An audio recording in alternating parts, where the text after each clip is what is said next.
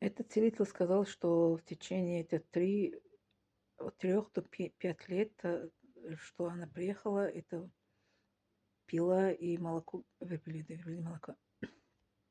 Потом, в течение 5 лет моя мама с папой, с братом вот так, очередовали, они как это уехали туда, и там на месяц осталась и пила это верблюжье молока. И потом она была у врача, и сняли у нее как это онкология, да. А после этого моя мама, она как это сидела, как это рациональное питание. Она держала пост понедельник, четверг, не пропустили ни одной, это четверг, понедельник. С папой вдвоем они держали пост.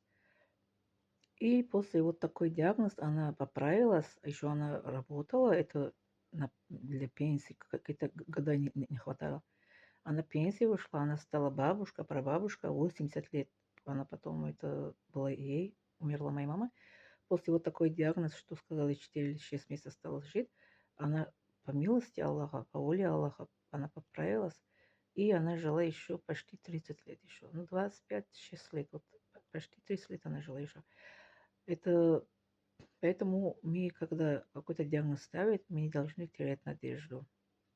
Не должны. Мы как это Аллах же, Коран же, сура Исра же сообщит, что если я болею, Он это исцеляет. Если я болею, возвращаю к Аллаху, прошу, Он мне дает исцеление, иншаллах.